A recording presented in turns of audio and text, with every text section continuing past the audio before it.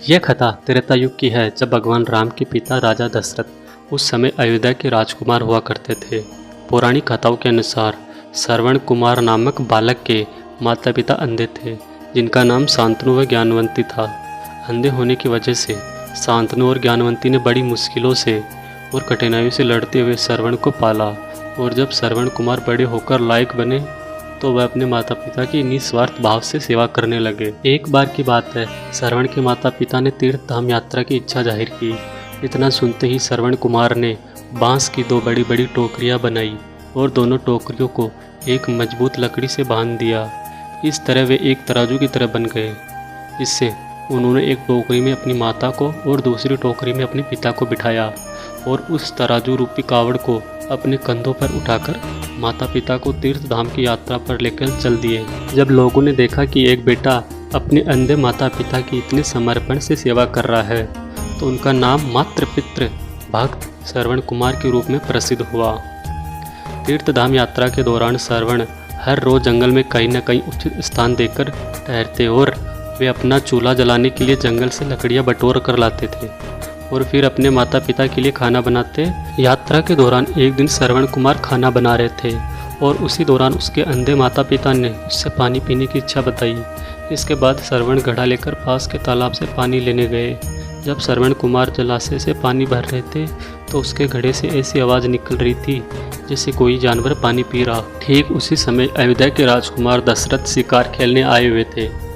राजकुमार दशरथ के पास शब्द भेदी बाण चलाने की विशेष कला थी, जिसमें वह केवल ध्वनि सुनकर अपने बाण को सटीक निशाने पर मार सकते थे। श्रवण कुमार अपने माता पिता के लिए पानी भर रहे थे और उसके बर्तन से निकलने वाली ध्वनि राजकुमार दशरथ के कानों तक पहुंची।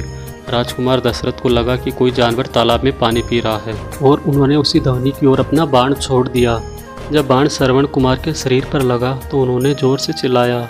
श्रवण के चिल्लाने की आवाज़ सुनकर राजकुमार दशरथ को आभास हुआ कि उन्होंने किसी मनुष्य पर बाण चला दिया। फिर श्रवण के पास गए और पूछा कि वह कौन है। श्रवण कुमार ने अपने अंतिम क्षण में उन्हें पूरी कहानी सुनाई और फिर उन्होंने अपने प्राण त्याग दिए। राजकुमार दशरथ शर्म से अपना मुंह नीचे किए जलपात्र लेकर उसके माता पिता के पास पहुंचते हैं। वहां पहुंचकर जब दशरथ उनसे जल पीने के लिए कहते हैं, तब वे दोनों दशरथ से पूछते हैं कि तुम कौन हो और उनका बेटा श्रवण कहाँ है। तब मन में दुखी होते हुए उन्हें सारा वृत्तांत बताते हैं। दशरथ ने कहा, मैं उनके अपराधी हूँ और मेरी भूल की वजह से आपके पुत्र श्रवण की मृत्यु हो गई है। अपने इकलौते पुत्र की मृत्यु की खबर सुनकर दोनों माता पिता बुरी तरह से रोने लगे।